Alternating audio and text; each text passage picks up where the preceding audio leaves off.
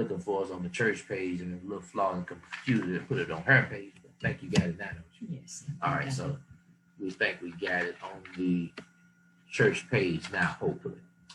All right, we sent out the lesson yesterday for those that are on the email list, and our lesson, of course, are you gonna put it back on the Zoom so we can see chats and all of that? And I do want you all to certainly to participate today. Use the chat or unmute yourselves. I like to hear from you, questions, comments, because it does make it more interesting and we're able to connect better. Tonight's lesson is coming from Hebrews chapter 11, verses 23 through 26, which we're getting ready to read in a moment. And our subject tonight is faith's chores. Faith's chores. Hebrews, for those that do not have the written lesson that we have, the notes, Hebrews chapter 11, verses 23 through 26. And we should read them first. It says, by faith, Moses, when he was born, was hid 3 months of his parents because they saw he was a proper child, and they were not afraid of the king's commandment. By faith, Moses, when he was come to years, refused to be called the son of Pharaoh's daughter, choosing rather to suffer affliction with the people of God than to enjoy the pleasures of sin for a season, esteeming the reproach of Christ greater riches than the treasures in Egypt, for he had respect unto the recompense of the reward. All right, faith's chores. So we're going to look at some choices that we make, because first of all, you got to remember we are free moral agents. That's where God made us. God does not make anybody do anything. You must be a willing participant, and choice, the power of choices within the soul. This is why it's so important that the soul has to be saved in many cases, so that you will submit to the Spirit of the Lord. But then for the person who is not saved, God's calling that individual to be saved, but they have to submit, they have to make a choice. All right, after you are saved, you still must make choices. Now, the choice you make, you can make good choices, you can make bad choices. Of course, your bad choice is going to have some consequences. And in the introduction, looking, from a natural standpoint, talked about the fact that in baseball, the Boston Red Sox organization, this author said, made a bad choice because in 1920, they traded Babe Ruth, and many of y'all know Babe Ruth was regarded as one of the greatest baseball players. They traded him to the New York Yankees. And after he joined that organization, 10 out of 12 seasons, Babe Ruth hit more home runs than the entire Boston Red Sox team. Boston had not won a World Series since 1918 when Ruth was on the team. So he made a drastic difference in the New York organization. Boston should have kept him. Here's another bad choice in the introduction. In 1938, Joe Shuster and Jerry Siegel sold all of their rights for a comic book character that they invented for $130. And what was the character's name? Superman. Yes. For one is Sharon Williams on here. She's Superman and Batman and fan. So and everybody's familiar with Superman. But the people who invented the character didn't make any money from it. Bad choice. Bad choice. Now, of course, what we're dealing with tonight in terms of choices, it goes far beyond comic book character or an athlete, because our lesson tonight is centered around Moses and actually Moses' parents. In this lesson, there are two good choices that greatly affected world history. The first choice was made by two slaves in Egypt. And those were the parents of Moses. We'll give their name in a few minutes. And their choice was to defy the king's order to kill all male Hebrew babies by hiding their son Moses. You go back to the book of Exodus, chapter 1, the Bible said, there arose a Pharaoh who knew not Joseph. Joseph was a Hebrew, become a hero in the land of Egypt.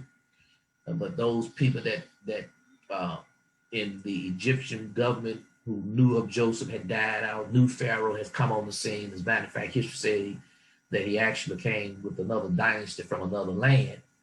And he looked at the Hebrews, and these folks here are not Egyptians, and they might, if our enemy comes to fight us, they might very well join our enemy. And of course, to slow down the population growth, he decided to give an order that if a male baby was born, then thrown into the Nile River. But his parents defied the order. And we're going to talk a little bit more about this in the lesson. The second choice was Moses' decision to give up his position of influence and wealth in the Egyptian court in order to side with the enslaved people of God. All right. And so both choices, I want you to note this, and I got that in red, both choices were motivated by faith. It wasn't something they just did, but it was motivated by faith. Their choices teach that the choice to obey God by faith will result, listen to this, in short-term suffering. But on the other hand, it will also bring you eternal blessings. So your choice to walk and to follow after the Lord, to do what is right, those choices may cause some suffering for a short period of time, but look at what you will gain throughout all eternity. So let's look at a few things. Number one. And she had her hand raised. Okay. Well, I don't know. Let's see. Sister Knighton Jones, do you have your hand raised? Yes, I just want to ask a question. You want to say something? We'd love to hear you tonight. Yes, I just want to ask a question. Sister Knighton Jones, maybe you have your hand raised signal by mistake. Can you hear me? Okay. All right. Can you hear me, Riley? So at any time, anybody wants to. She does. She's trying to get your attention. I want to hear you. All right. Number one, the choice of Moses' parents to obey God by faith resulted in short-term suffering, but also in eternal blessings, which we just mentioned. So let's look. Hold on. It says she's talking. Is she? Let me see what. Oh, I'm sorry. I see what's going on. Okay. I'm so sorry. Go ahead. Can you hear me now? Yes, we can hear you. Okay, great. I was just wanted to ask the question because here you're talking about choices, and I was just in a conversation with someone just a few days ago, and their big thing was we only say because God drew us, and they used the scripture about God drawing us to be saved. And where do you stand with that? Because I do hear you say a lot that we have he give us the freedom to make that choice to be saved. And then I hear this person having this conversation saying, he draw us to be saved. And I don't know if they use that out of context or what.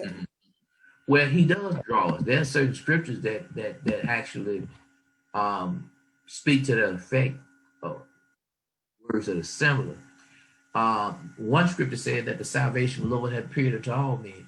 So in order for a person to be saved, it takes the Spirit of God to draw you, and that Spirit of God is trying to make a connection with you so that you will yield. Now, here's the thing. Everybody that God has called, because his call is to everybody to be righteous. the call that God gives to people is not always accepted. And there are even examples that are in the Bible where you see where people were called, but they rejected the call. And because of that, they lost their souls in the end. So yes, he does draw an individual. Everybody that say has been drawn, but there are individuals who have been drawn and Spirit of God has dealt with them, but they refuse to submit. Sometimes you submit because I got to give up certain things that I don't want to give up. Do you agree that at particular times in our lives that the Spirit of God deals with individuals and he draws them at particular times in our lives? And maybe that's what the person is hinting toward, but they don't fully understand. Yes, it is true that at particular times in our life, we say God is dealing with the individual, but actually what we mean is God is drawing them because they can't come to him except he draws them. But make no mistake about it. At some point in every individual's life, God draws them or God deals with them. He has chosen every one of us to be saved. We have not been, so he did not predestine some to be saved and some others not to be saved, right. Which is what sounds like that individual is saying. Yeah, yes, and that's what I think he was saying. He was like, you can only come if he draw you. Like, I'm like, at what point do you feel like when he died on the cross, he didn't die for one person, he died for us all Absolutely. to be saved. Right. So at that point, he drawing all of us. And right. Yeah, so that was an interesting conversation. Yeah. And it sounds like, this is rather point out, it sounds like he is erroneously believing in a predestination doctrine that is wrong. And the Bible talks about predestination, but yes, I'm gonna get to you in just a minute. All of us are predestined to be saved, not predestined. Some of us go to heaven and others go to hell, as some people teach. But yes, he draws everybody. It was up to you to receive the word of the Lord. Okay. We have a question. Go ahead. I think that's Ahmad or Amarian. Go ahead. Yeah, it's me. Okay. All right. So one example that you mean by draw is if, like, for example, if a person of God comes to you and he like tells you about God and tells you about Jesus and all this, is that one way that God is drawing, you know? Yes. Definitely. Okay, yeah. Yeah, definitely. Right. He uses individuals as vessels, whether that's the preacher or just a believer. And many times God puts it on an individual's heart to go to this individual, or it could be a conversation comes up and the person does not realize that is the believer does not realize that God is using them in that conversation. But Absolutely. yes, that is a form of drawing. Do you think? Oh, Is there another question, comment? yes. I was going to ask the question. You know, sometimes when God is dealing with an individual, how do you be able to explain it to them when it is God that dealing with? You know, I found out a lot of people don't understand that it is the Lord that's dealing with them. They don't understand. So how can me personally be able to minister to someone when we can see that God is dealing with that individual, but they don't understand? So goes back to that same question that Sister Knight said earlier. Well, I'm trying to see how the best way to deal with that question. I would just say this: if how we can explain it to an individual is how we can get them to understand it. We can explain it to them and help them to kind of see that God is trying to get their attention. That there are instances and circumstances that are going on in their life, and you can tell that it's the hand of God in that individual's life, even if you have to do that by using your personal testimony when God was dealing with you and you knew that it was the Lord. For example, I can remember when my cousin would come over to our house and she would talk to my siblings about being saved. And even, I was young, I was 15. And I can remember when my sister would say something to her, and I said, well, if my sister's not accepting it, well, I'm not accepting it. But I can also remember a time when my sister's heart became a little bit softer. And I can remember, you know, God dealing with all of us, or dealing with me, because we kind of came to the church around the same time. They a little bit before us. But I knew the Lord was dealing with me because I had a mind to go to church each night. But it's so important, Pastor, when you invite people to church, many times they don't understand that the devil is going to fight them. He you know, he's going to fight them whenever he sees them getting closer to God. So they may say, okay, I'm coming to church on Sunday. He's going to throw every stumbling block in their way. He and his demons, they're going to throw every stumbling block in that person's way to try to make sure they don't make it to the church that Sunday. So I tell people this, what you have to do is start praying for them. Start praying that God will bless them, that God will give them the mind to come, that God will move every obstacle, every circumstance that would try to keep them from coming to church. So yeah, I think the best thing we can do is just explain it to them, explain what's going on, because they won't understand. You explain, and then you as a believer, you need to have a sensitive ear to listen to what they're actually saying at that time. For example, Little the Valley, you heard me say many times before that people would say, something told me to go to church. Mm-hmm. Something told me to pray. Well, the person that does not have an understanding of God, they would say something told me. But we as believers know that that is the Spirit of God that's upon them that spoke to them or urged them to go to church, urged them to pray, maybe urged them to come to the altar or to talk to an individual. So you have to have that ear to listen so that you can develop that situation. And there are various ways that God deals with the individual, sometimes through dreams. Well, let me say, because we got to get back on I get the printed lesson in a minute, but this is good what we're doing right now. This is real good. The missionary chaplain that was a member of the Jerusalem Temple for many years, she said the way the Lord calls her to come to him, she had a dream one night. In the dream, she had this white gown that she kept washing, hand washing, but it had a spot that she couldn't get the spot out. And she was trying to get that spot out, that dress. And then she heard a voice said, take her seat. She's not ready, you know, and a few other things she heard. And from that dream, it caused her the next day to get up and call some prayer warriors who prayed with her and led her to the Lord. And then the Lord led her to come to church, and she ended up coming to Jerusalem Temple. So God has a way of dealing with folks. They have to accept what he's doing. Yes. Excuse me. Yes. Is anxiety and depression a type of way that God calls you? I didn't hear the question. Is anxiety and depression a way that God calls you? I won't say that that's a way necessary, anxiety or depression. Now, it could be that when a person, the Lord is dealing with them and they will not receive the Lord, it may cause some anxiety. Mm-hmm. It may cause depression. Absolutely. But God does not use anxiety or depression to draw you. Okay. All right. Other questions? Okay. Looking back at the lesson again, take that off the screen right there for me so I can see it and move this up. Looking at number one, the choice of Moses' parents to obey God by faith resulted in short-term suffering, but also in eternal blessing. And again, if you have questions, certainly let us know. We want to hear your questions. Now, Moses' parents, his parents were named Amram and Jochebed.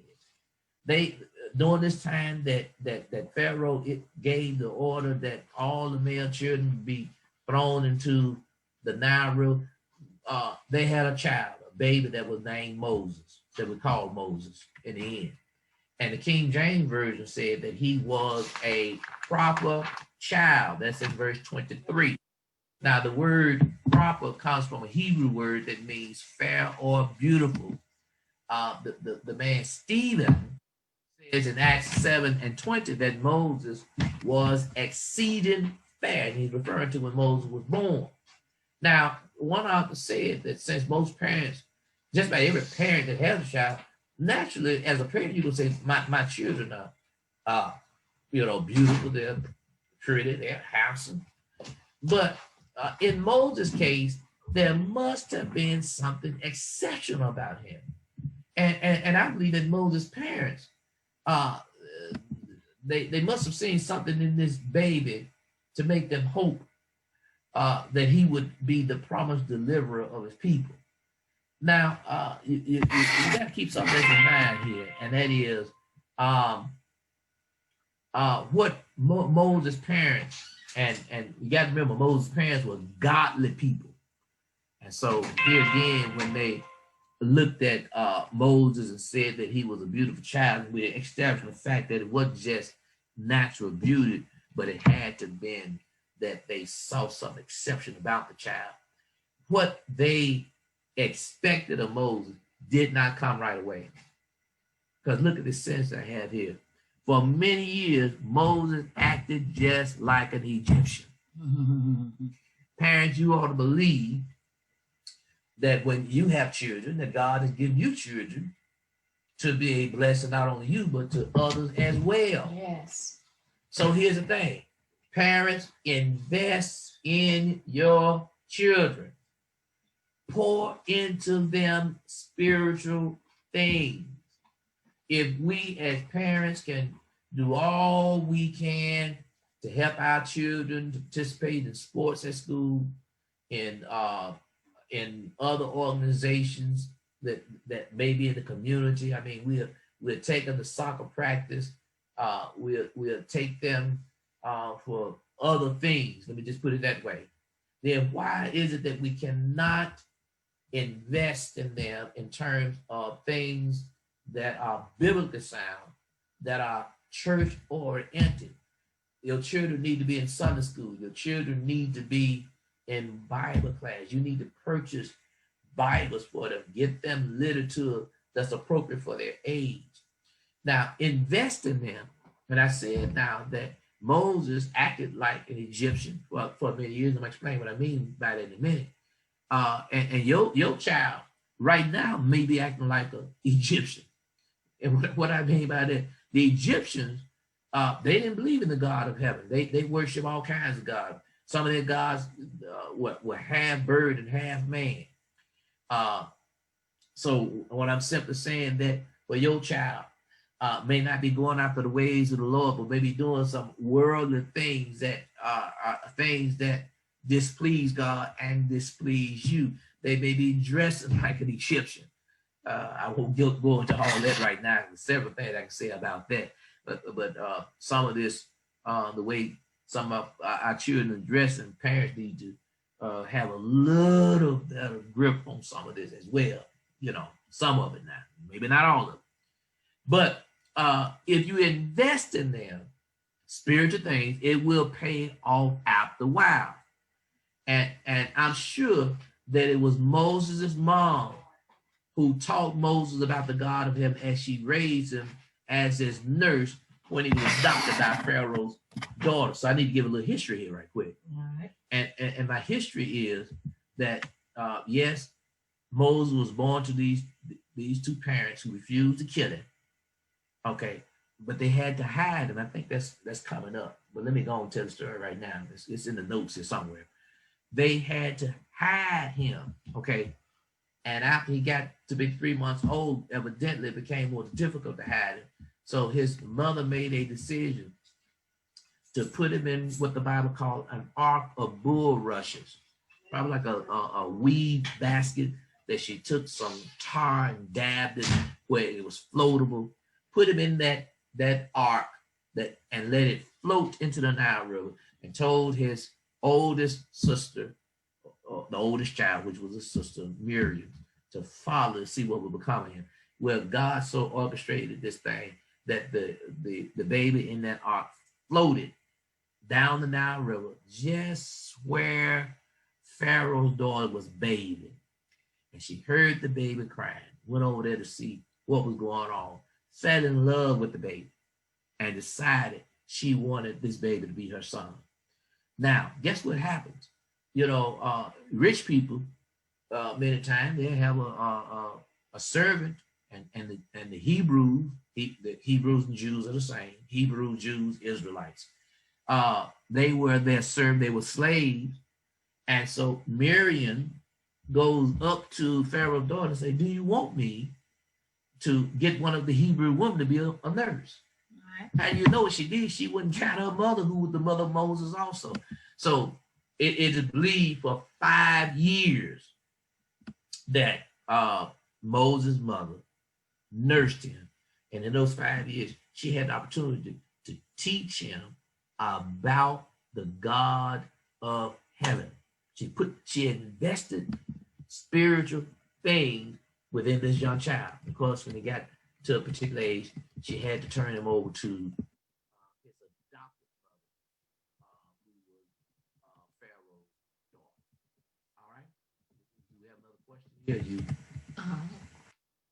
I'm sorry, we missed Sister Green's comment that she made. And that's a good point that she made too. Okay. She said, even when God is drawing us to him, he still gives us the choice to come to him. So it's your choice to accept his drawing. Okay. Right. Very good. Very good. All right, let's look at A on the number 1.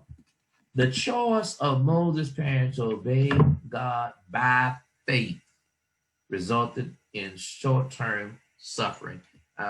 My typing, because I typed this fast and I tried to catch on my error, but the word by was left out. This is rather put on the screen. So if you have a written copy at home, then put that in. Let me read it again. The choice of Moses' parents to obey God by faith resulted in short-term suffering. I won't go through this next section word for word, but here's an interesting piece of history from the Jewish historian Josephus. And I like to point out some things many times in my teaching, that there are some histories outside of the Bible that sometimes can help you to understand some things that actually go on in the Bible.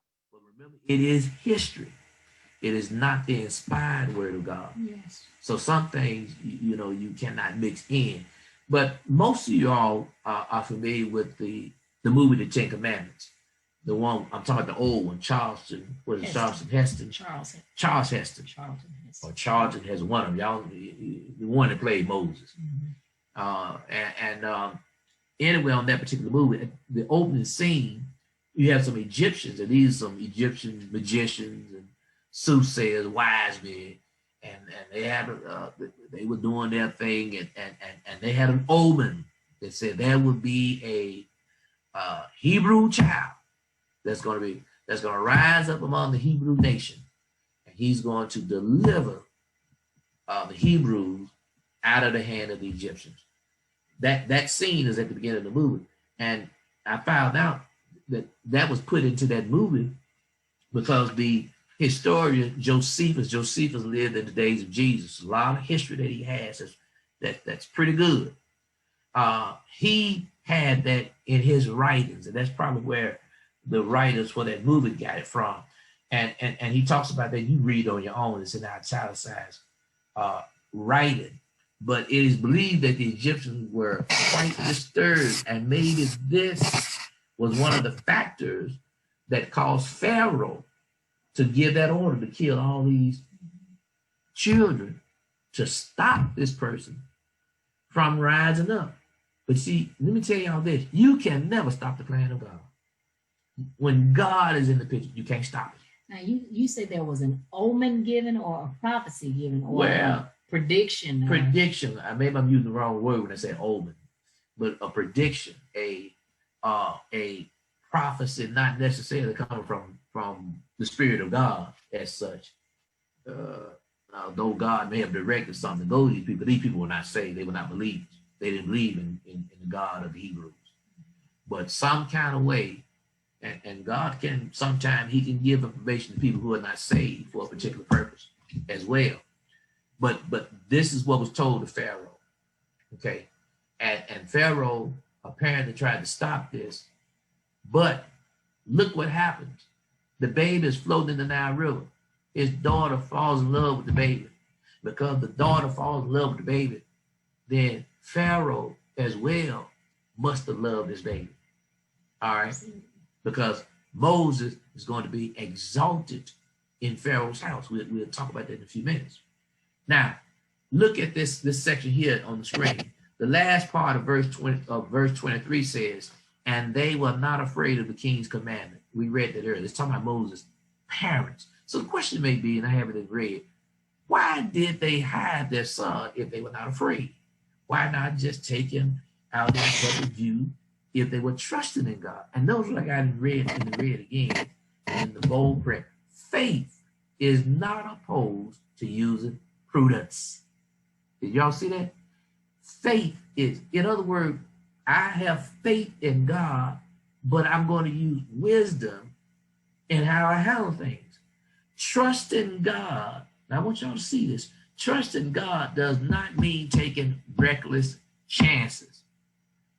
And I'm gonna here in just a minute. But I've heard folk that talk about, well, I'm saved now, and now that I'm saved, I can pray, and God is gonna come to my rescue. Like one person said, that I can walk the streets late at night by myself. This was a lady, because God is going to take care of me. That's reckless. Yes, I believe God would take care of you. He takes care of us. But in the day that we live in, God also give you prudence, give you wisdom to say you have no business walking late at night by yourself. Yes. All right. And then let me point this out. In this COVID-19 crisis, don't be reckless. Wear your mask and wash your hands frequently. Listen, I trust God. I am here now and doing well because of the goodness of God. I trust Him, but I put my mask on when I'm out in public. All right. I got sanitizer in my car. So time I come out of a business or anywhere else, I'm sanitizing my hand. When I get home, I sanitize my iPhone, and then I wash my hands again. I wash my hands. I've used so much sanitizer and wash my hands so my hands are getting a little rough. I guess it's because of using all this sanitizer. So it's not that I don't trust God, but I have a little issue with folk. Like one preacher, he said that God is greater than the coronavirus, and God is greater than the coronavirus. Absolutely. And they back in the spring when we didn't have a good understanding about it, he was yet having full service, everybody coming, no mask, no social distancing, and that same preacher who said this, it was a pretty large church up north, contracted that virus, got sick, and he died from it. So you're not to be reckless, all right? Faith is not opposed to using prudence, okay? Because now, in the case of Moses' parents, if Pharaoh's soldiers had caught them, their whole family probably would have been executed, okay? But now Moses' parents, they didn't have faith. They told the story about how they put him in the little ark. And you can see it on screen now. Ark made of bulrushes, dabbed with slime and pitch. It floated down the Nile River. Of course, Pharaoh's daughter found it. And I thought about that today because when they put him in the Nile River, his mother, the Nile River has always had a number of crocodiles and snakes. But look at God, how He protected His baby. And I got this in red also. Parents, we must trust God when we have to let our aged children go into the Nile rivers of this world that are full of crocodiles and snakes. Yes. We know that Satan is a snake, but God's power is so much greater. So we have to learn. I thought about the late missionary Alma Hall, who said she would stay up all night because one of her sons, he's out in the streets and think he's partying, and he might have been dealing with some drugs and alcohol. I forgot exactly, but he was doing some stuff that was pretty bad. And she said she would be staying up, she'd be worrying about that boy, worrying about until the Lord dealt with her. to turn her word over to him, to turn this situation over, put it in his hand. And when she did that, she had rest. Not that she was not concerned about the boy alone. She continued to cry out to the Lord to save him. But she said that she began to rest. She began to go to sleep at night. And it was after that that she did that. This boy had been in the street for years. God saved that boy, brought him into church and made something wonderful out of his life. So we have to trust God. Now, and that's something that I had to learn, because when my children got to the age where they could drive cars, and then they go on into college, going into the adult years. Sister Ryan can tell you, I guess at the beginning, I had trouble sleeping at night. I'm wondering what's going to happen to them. Wondering, about their driving habits. If they have a wreck, what will happen? I mean, all of that was in the back of my mind, and I had to learn to turn that thing over. Now, am I concerned about them? Yes, I pray for them daily, that God will keep them and God will bless them. But now it's time to go to bed. It's time to go to sleep. Get in bed and go to sleep. Okay? Because God's power is greater than the enemy. My time probably running out. Oh yeah. I'm not gonna get your experiences letting out. It's okay. Let's look at B. And B said the choice of Moses' parents to obey God by faith resulted in the eternal blessing. Now, remember they had some short-term suffering, but look at the blessings that came about. Their son Moses grew up to be the greatest leader in Jewish history. All right.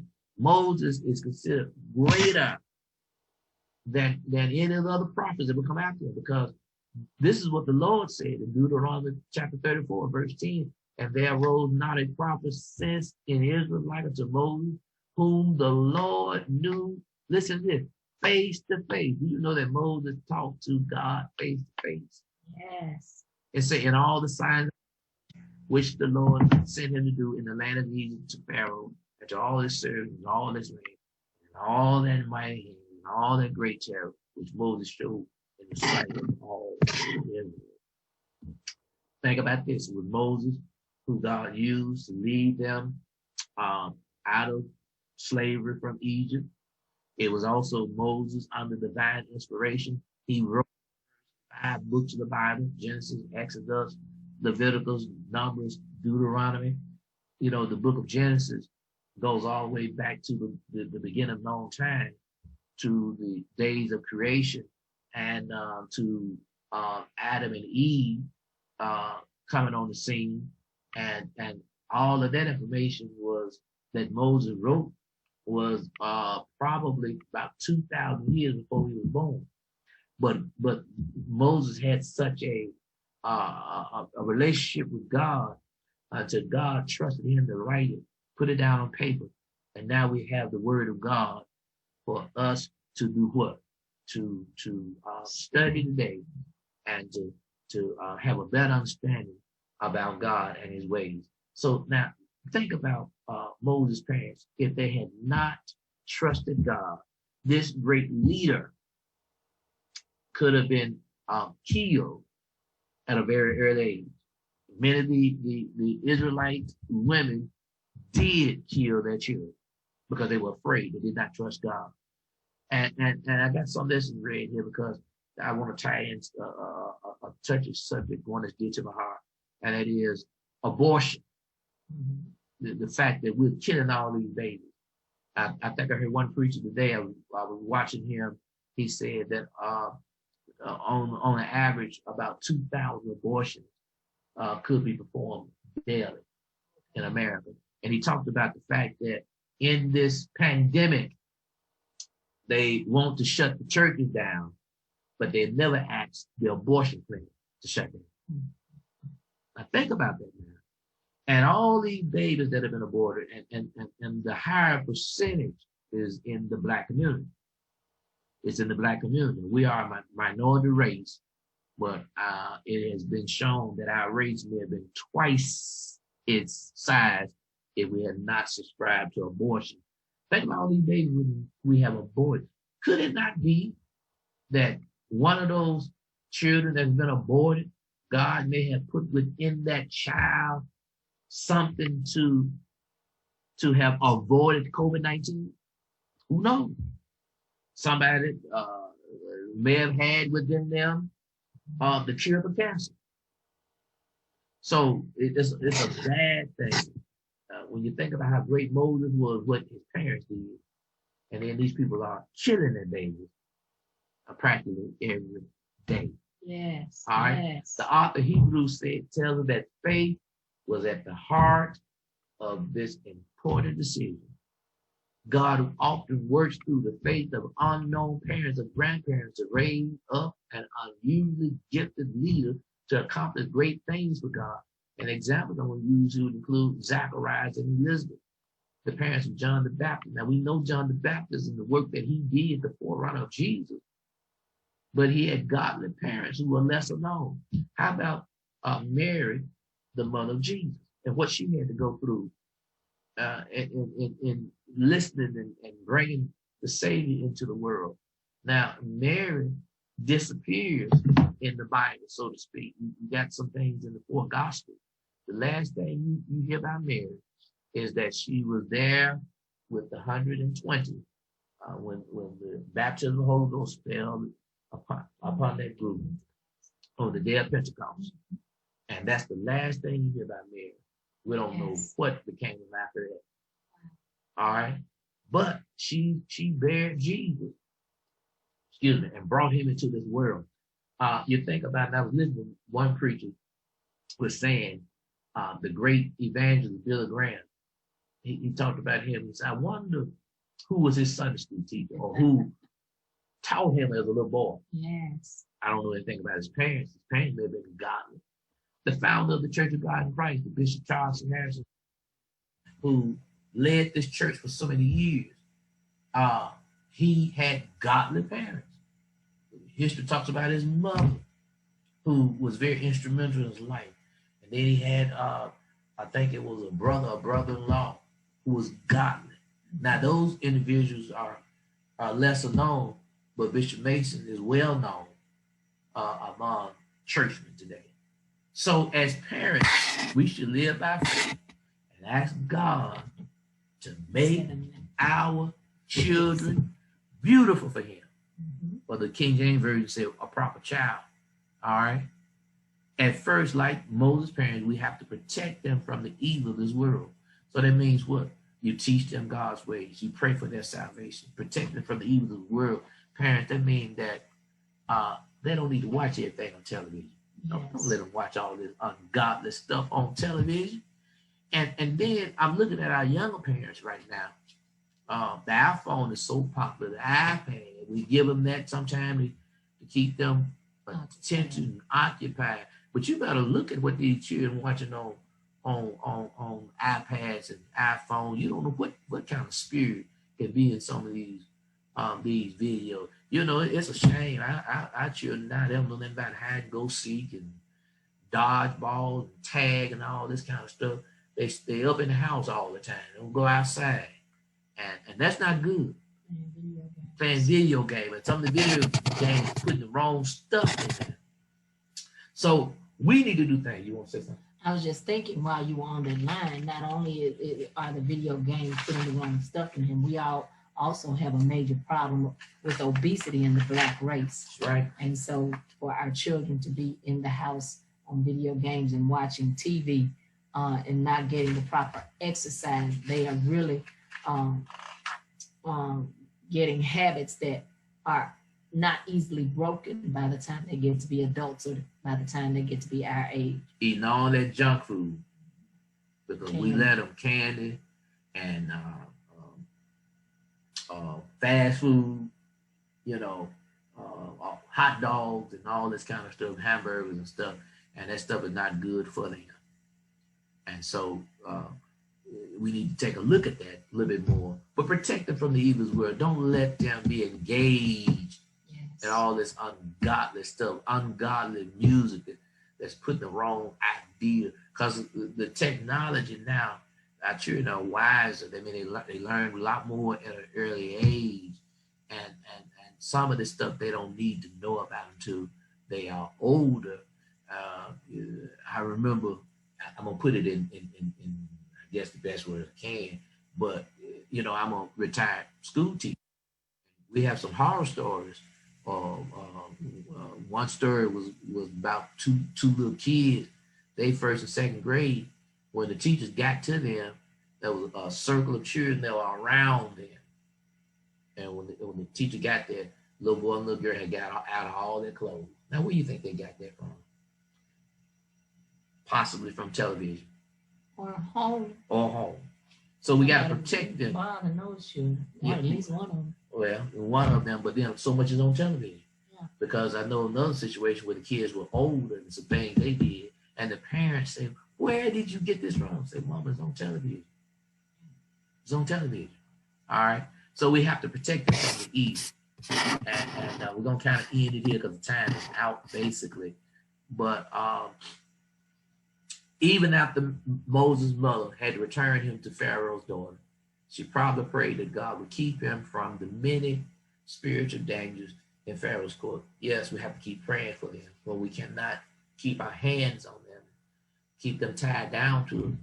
We have to pray for them because Moses would go back to Pharaoh's house. The Bible talks about he was instructed in the Egyptian way. He learned the wisdoms of Egypt.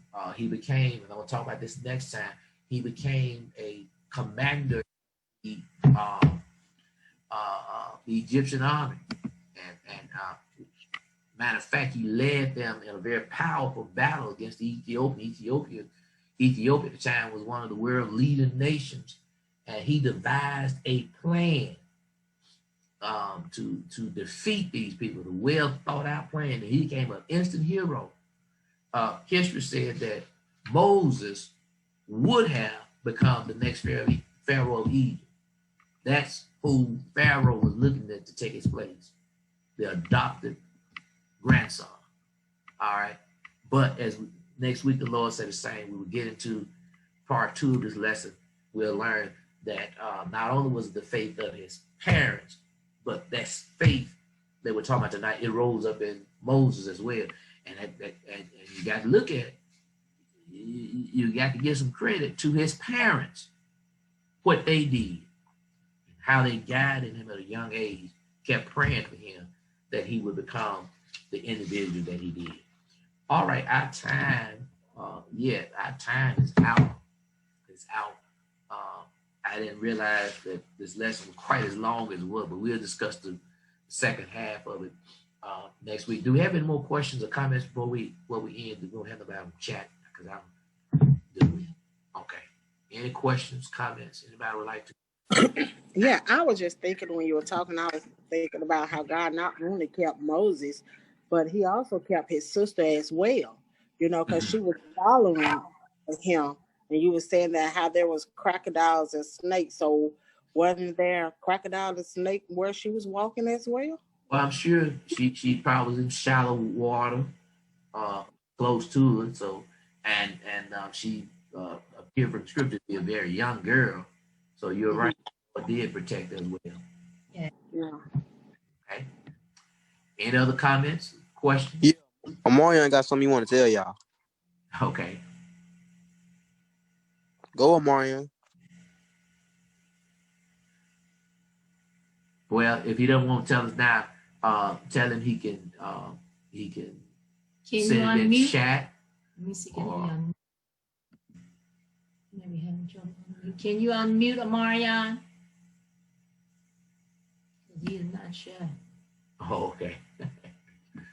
She's trying to see where he is and see can she unmute him. He wanted to tell y'all his testimony. Is he here? I think he left. Yeah. Oh, he did. I think some people are having a little issues because another person said Zoom keeps throwing them out, so they keep going back in. So I don't know if he was thrown out.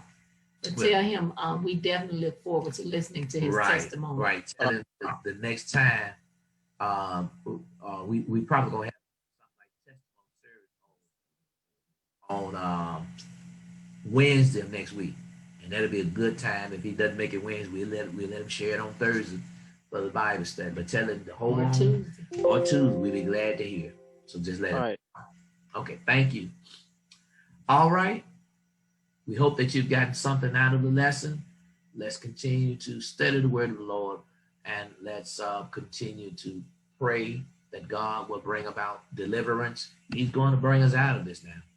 We've got to believe it. And I know sometimes, hearing all this bad news, it affects us. That's why I'm not watching the news as much. I still watch the news, but not as much, because I don't care to hear all this negative news that's on every day. So it has an effect. But our hope and our trust is in God, and we're looking for him to bring us out. Let me just say this to the Lily Valley. More than likely, unless we can see something else coming through, we're probably going to have to go back into the church on Sunday, because I don't think the weather is going to be where we need to be. It's actually going to be a little cooler than this last Sunday. Now, if we can see something else, we'll give the announcement. And so I'm going to say what I've said before. We'll be there, the praise team, musicians. Those that would like to come, you can come. If you feel like you're not ready, then join us through Facebook, Zoom, YouTube, or the conference line. You can do that. But if we are going to do something else, if we're going to come back outside, we will let you know beforehand. And let me say this too. When I make these changes, it's not that we're trying to be unstable. I try to come up with the best solution. I thought going back outside would give more people opportunity to come to be a part of the service. We want to try to stick with one thing. So we sometimes we make a change so that more people can participate. That's why we do that. All right. The Lord bless you. The Lord keep you. Thank you for being with us. And let's continue to pray one for another. God bless you. You want to say something else? We love you.